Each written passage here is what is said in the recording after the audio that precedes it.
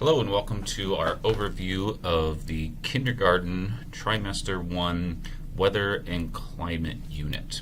So in this short video, I'm just going to go over the storyline and some basics of the overview of the unit with you, and then in later videos I'll get into specific lessons.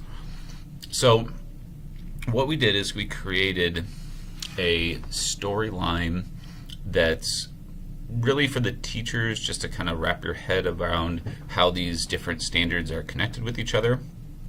And we also have the big idea that will be established in the first couple lessons that the kid will use, or your students will use, as your anchor throughout the unit. So as you can see, this unit is all about weather. These are the bundle of standards that are all related to each other.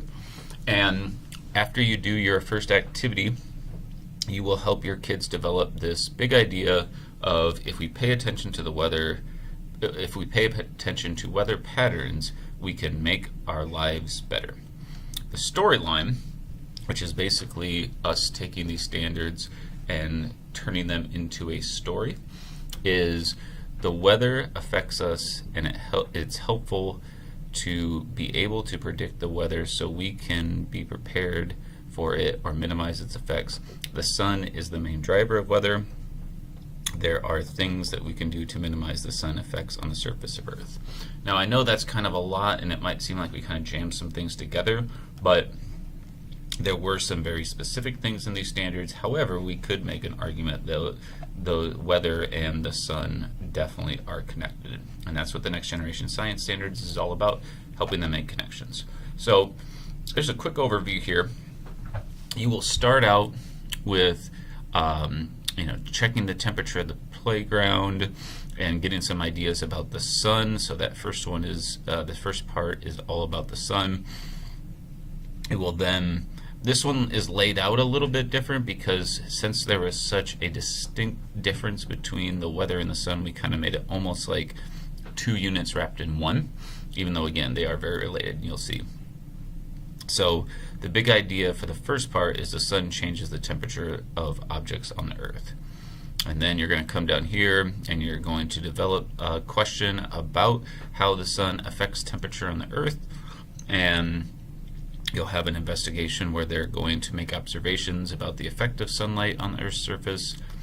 I won't get into all of this, of the negotiation and everything, but then you'll come back here and you're going to do a little activity, and this will actually lead into your activity down here about how do we prepare for severe weather. So there's going to be a second activity here, and then there's going to be an engineering challenge where you're going to have students, you're going to have two different engineering challenges, I should say. You're going to have one where students use different materials to try to affect change in the warming. So basically you're going to create shade.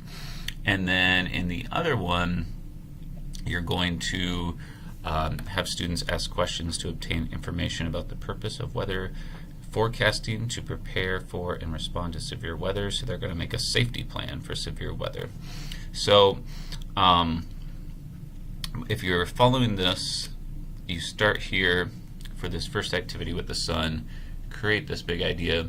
You're going to go all the way through here with this first investigation, then you'll loop down here and you will have an engineering challenge about the sun, and then you'll kind of start up here again, and this one's about the type of clothes you would wear in different types of weather, and it's going to be about knowing weather patterns, to wear your coat in the winter or have an umbrella during the spring when it's more rainy.